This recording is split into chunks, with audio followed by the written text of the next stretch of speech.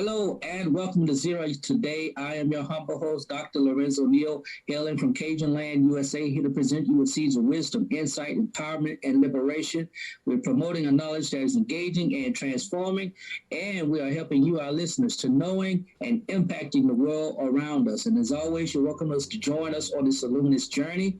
If you would like to follow us on our social media, we are on Facebook at the Zero Network, on Facebook, on Twitter. The show handle is at Twitter at Zero Radio. My personal handle is at Lorenzo T. Neal. I know I got that one messed up, but y'all forgive me. And we're also available on all, you can listen to us on all podcasts, platforms, Spotify, iHeartRadio, Apple Podcasts. We are everywhere, and we're so grateful for that. And also, if you haven't done so, I want to take this opportunity to invite you not just to like and listen to our show, but become a supporter of our show. Go to patreon.com and become a patron for as little as $1 a month. Go to patreon.com/Lorenzo T. Neal. And yeah, I think I got good things there for you to help support the show. It's because of you we're able to do all that we are doing. I'm delighted to have with me today as a guest a wonderful man I stumbled across that I think is going to be a wonderful asset to you and to our world. And that is the person of Andy Charles. Andy Charles is a singer, author, life coach, podcast host, speaker, and just around about Renaissance man. and he does team building. He does life coaching for individuals. And hey, he's going to tell us everything else he does. So at this time, welcome, Andy. I appreciate you for joining. Hey, thank you for having me, Dr. Lorenzo. It is indeed an extreme pleasure just to be with you and your listeners at this time. Looking forward to it. And, you know, I keep wanting to call you doctor. I don't know why. I keep wanting to call you Dr. Andy. But, I know you have the expertise, the life, everything experience of a doctor. I had to go, maybe you did have to write the dissertation and all that stuff too. I don't know. I hear you. But if I call you doctor, it's honorary. But I'm quite sure you're well worth it. Okay, appreciate that. So tell me and my audience a little bit more about yourself and what do you do that makes you so unique and valuable? Because you're a value commodity. Right. So tell my listening audience a little bit about your background, and we'll go from there. All right. Well, I came from a preacher's home, actually. My father was a minister in a local Baptist church, and he was the one that sort of introduced me to spirituality, and it became the foundation of my life. And later on, as I grew up and I became an adult and I started to get all the sense of what I was supposed to be and the things that God had blessed me with, I decided that I needed to take what I had gathered from my father a few steps further. So I started educating myself and I started seeking answers for the questions that I had about my play, my role in the world. And I realized that there were many things that God had blessed me with. You know, I went to music school. I started doing singing. I did singing in Sunday school. I did singing in the church. I did singing in the choir. I sang in a band. And, I had the opportunity to do a number of things, and my skills were quite varied. And then I decided I needed to put all these things together in such a manner that it would make a meaningful contribution to life. Because I believe that we are all here for a purpose. And I'm thankful to God that I found my purpose. And so the ability to minister, to write, to teach, to preach, to coach, to be a podcast host, all these things have culminated in me being the individual that I am today. And what I'm doing now is looking for the opportunity every day to influence people's life, to bring about the need and the desire for a positive change, to get upliftment, to bring hope, to bring a sense of accomplishment to people that believe that they are here for a purpose and there's something more in their lives than just being a number or a statistic. And so I'm thankful to God that He has brought me to this place, and now I'm here sharing it with you and your listeners, and it indeed is a great pleasure. My belief is that my future and my goal, my vision, is to be impactful, not just to make a difference in people's life, but to live a life that they would see a sermon, not just hear a sermon. I want that when I say something, that something can be backed up by the things that I do. They must see the fruits of what I preach and teach in my life.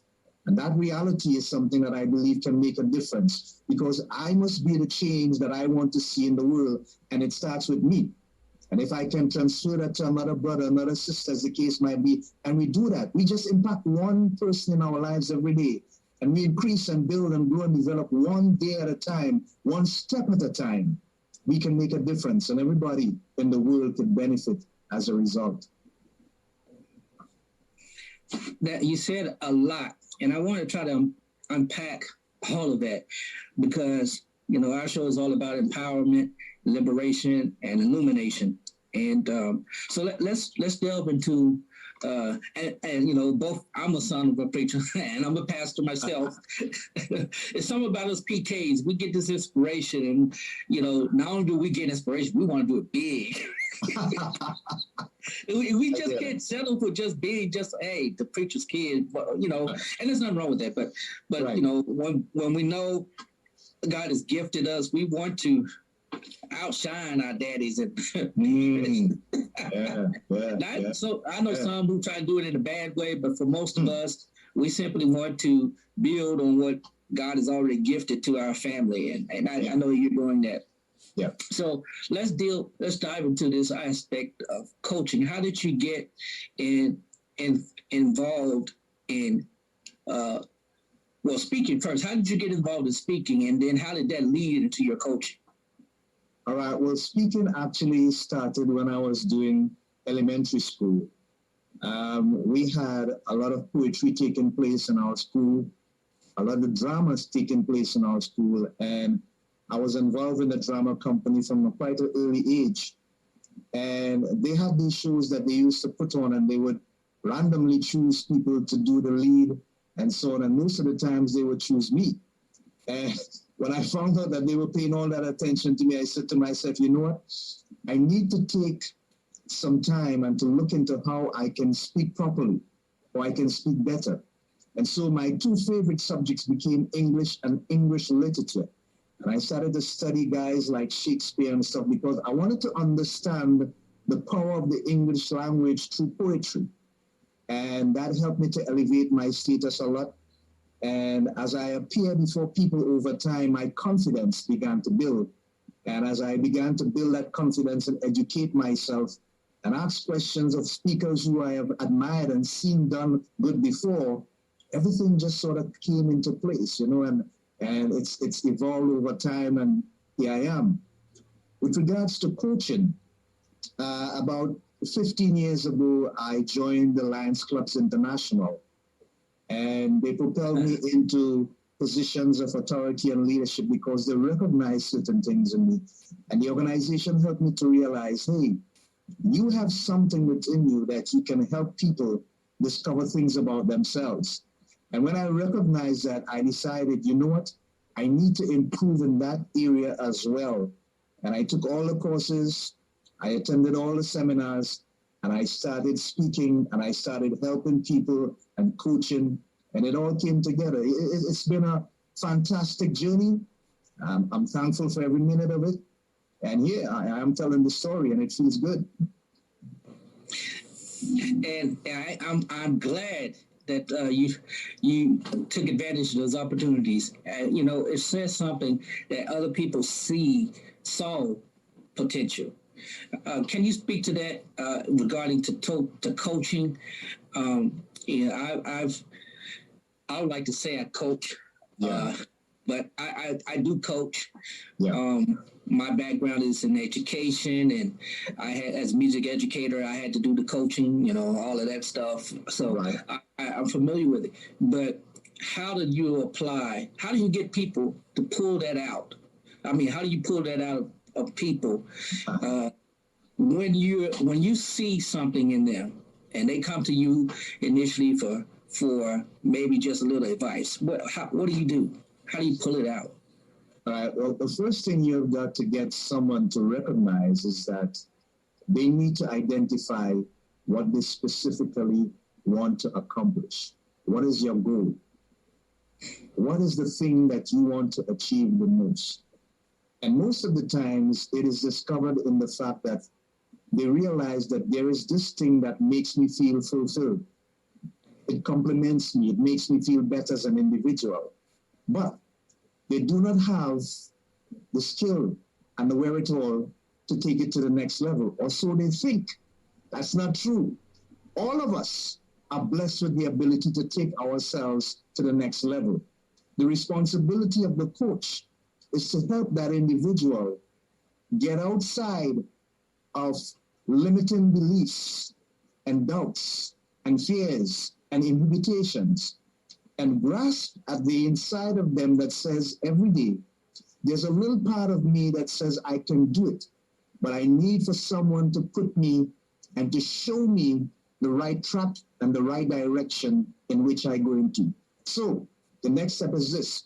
Now that we have discovered what you need to do, what you need to accomplish, what the goal is, the next thing is you need to decide how you want to get it accomplished. So it goes into planning. When someone has a plan, when someone has a design for something, it becomes structural. And when it becomes structural, it becomes meaningful. And that gives them the impetus to believe that they can actually accomplish it. What you do with that plan also is that you put a time frame, and as they go along, you do assessments over that period of time. So you assist them in finding that thing, you assist them in creating the plan for the thing, and you assist them in setting a time frame to accomplish it. And then you show them the way and you let them go. Because within them, they have it. It's just that they need you to help them discover and to put that thing in the right place so that it can go forward with the necessary force, the commitment, and the compassion that they're supposed to have for it to be a success. And 95% of the time, it works. So what's the general time frame that you give an individual that you're coaching? What's the general time frame that you get?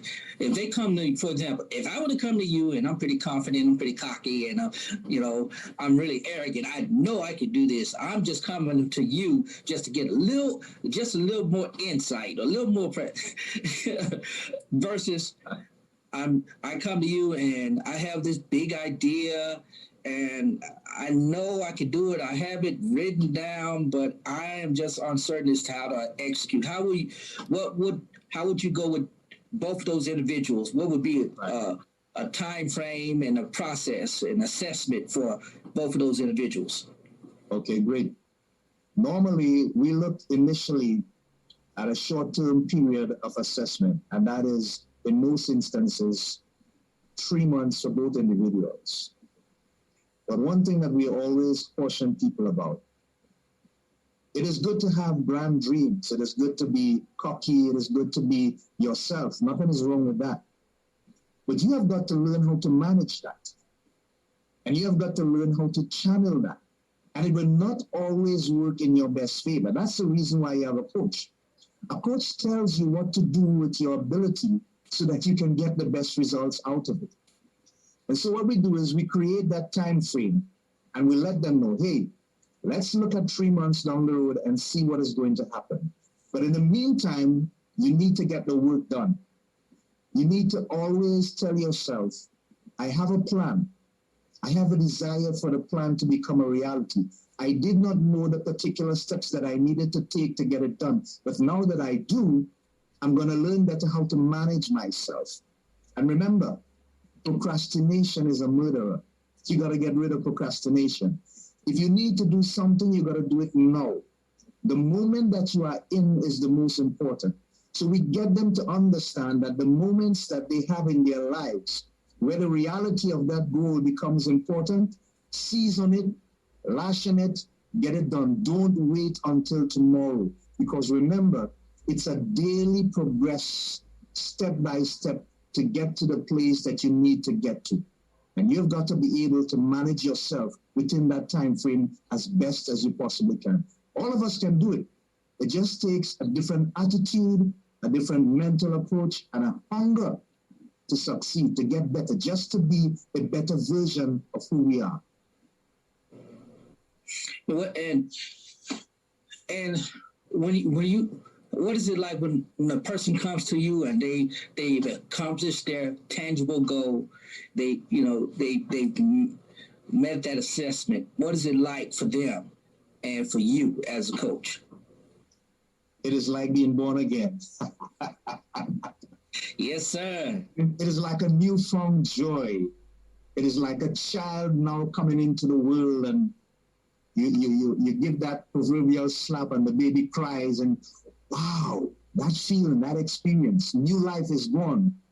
It's a discovery that brings hope to that individual. And so what you then do is you congratulate them. You give them their kudos for sticking to it, for making the efforts, for doing the homework, for being diligent. And at the end of the day, you let them know, hey, it is all up to you now. You know what works for you. Be consistent. Continue doing it. Just get better. 1% every day, and it will be all right. And as a pastor, and I think I had to learn this when it came to shepherding people. And I guess in so many ways, pastors are our coaches, but we're more disciple makers. We try to get people to emulate Jesus Christ than model us. It grieves me that I love pastors who have taken this, this model of shepherding and really misused it, abused it, and caused a lot of people to stray. So for myself, for members of the clergy who are aspiring to go into this field of coaching, and like I told you before, although I practice it, I don't necessarily call myself a coach. And I'm looking to launch. Well, not looking. I have launched a coaching, and I don't like to call it business, but a coaching service for self-differentiation, which is my specialty in the field of psychology, family systems. Yeah. But for me, and for pastors and for other leaders, you do team.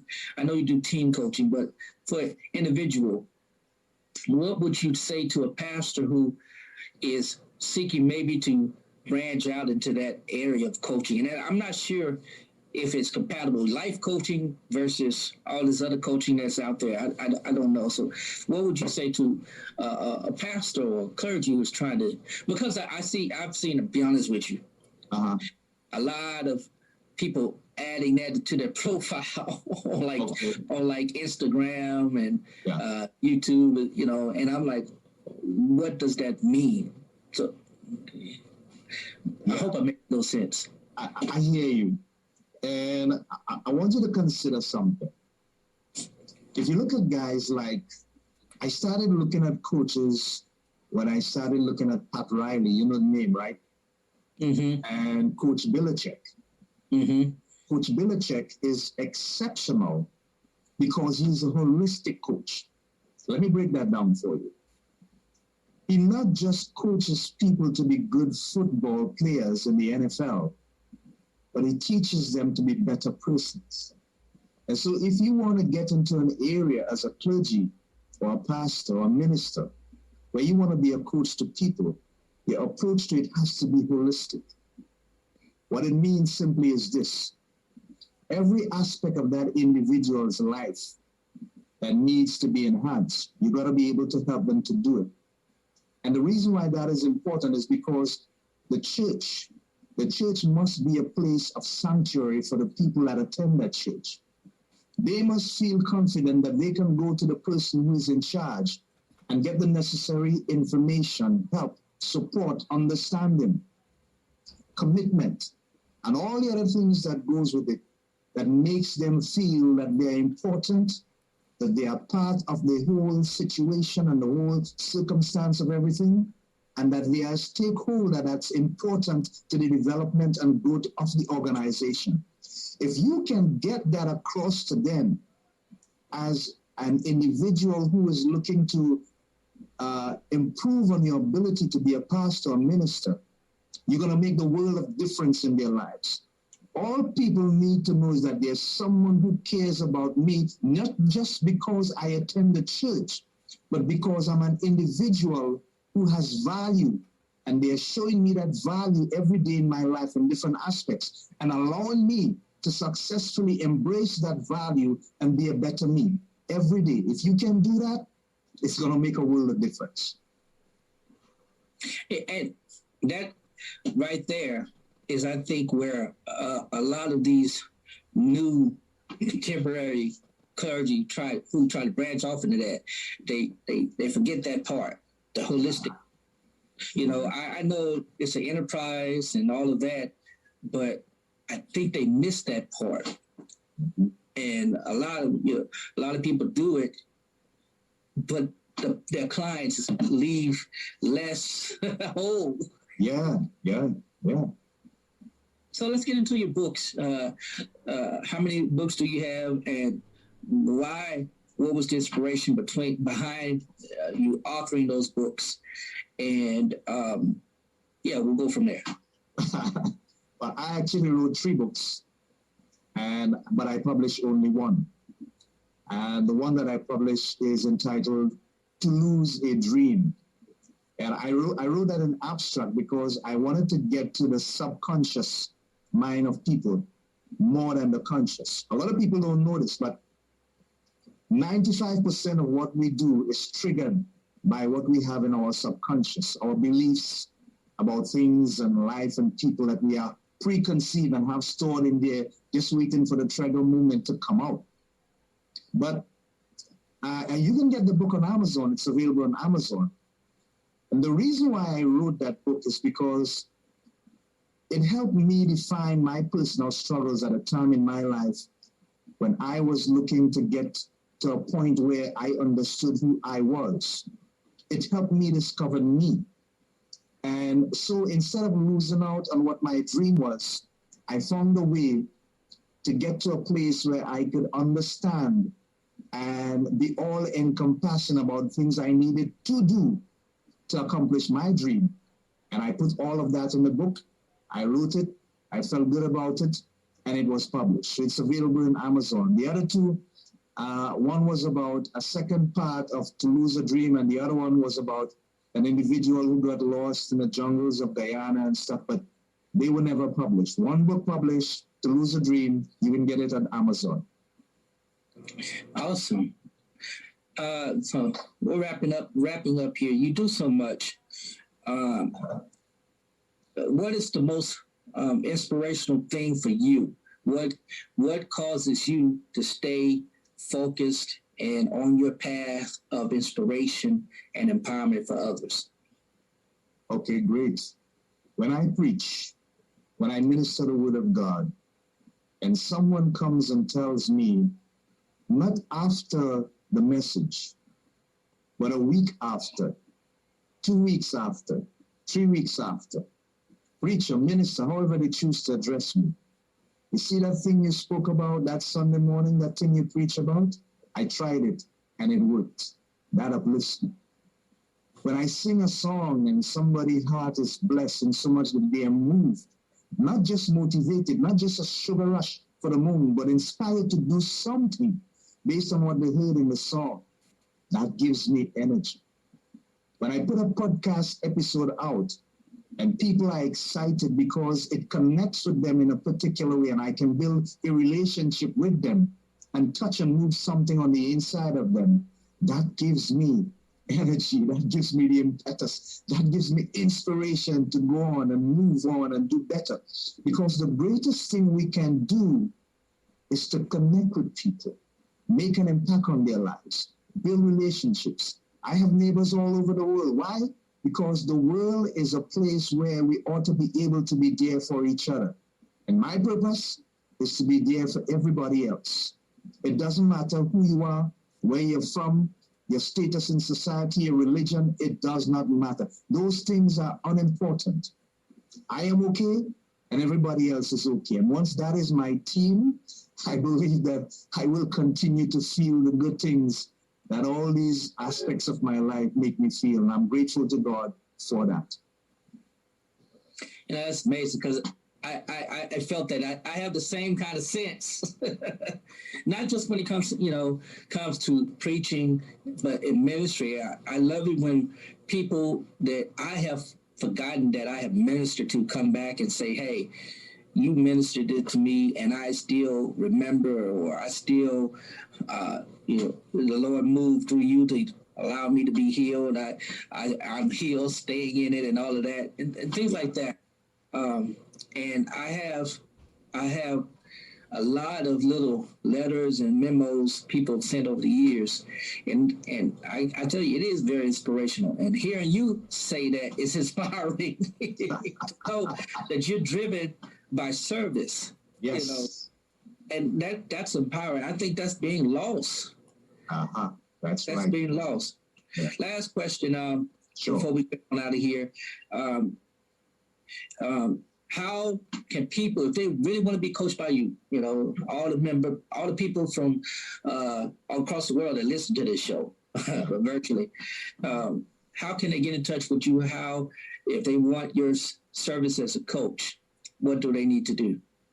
All right. Well, there are many ways in which you can get to me. First of all, my email is lovebitsa@gmail.com. That's lovebitsa@gmail.com. You can get me on Facebook at MD Dreamer, Facebook mddreamer.com. I'm on Instagram, hashtag Andy Charles 8417, Andy Charles 8417. You can get me on Twitter, twitter.kimena, KEYMENA.com. You can go to my website and leave a message on andyspersonaldevelopment.com. Or you can visit my pod site. My podcasts are on Apple, Amazon, Spotify, iTunes, you name it. We are also on Buzzsprout and Podbean.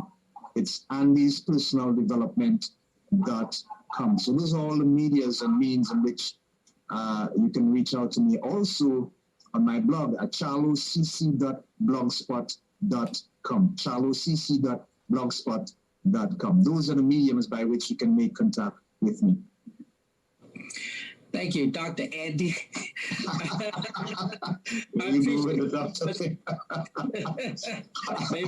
Maybe I'm speaking it into existence. I don't know. I hear you. I hear that.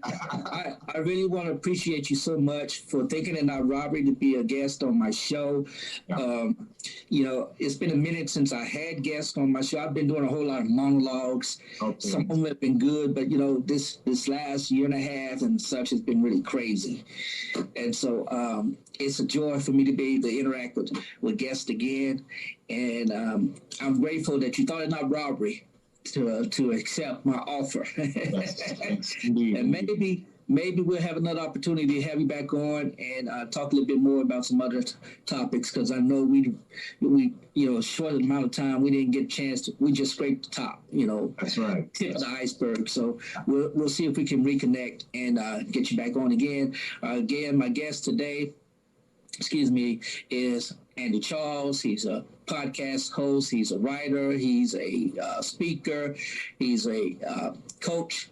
And most of all, he's a servant of God. And we're just grateful for him. Make sure you go to Amazon, check out his book, support him and what he does. And I'm sure if y'all listen, you should just have him coach just because of the accent. There's nothing else. Just the accent. I mean, the accent should be motivation enough. Listen, you should hear how I am. I'm sorry, that's the accent. Those Caribbean accents. But anyway, thank God for you. And again, support him. He's giving you the information. And also, We want to thank you for supporting the Zero Hour Today show. Invite you to continue to support, become a patron. Go to patreon.com/Lorenzo T. Neal. Follow us on all of our social media. We appreciate you for all you do. Be looking out for a new episode of my podcast, Your Differentiated Self, on Anchor.com and all the other outlets. We are so glad for your participation, your support. And until next time, this is Dr. Lorenzo Neal. We're looking forward to another day's journey. Thank you.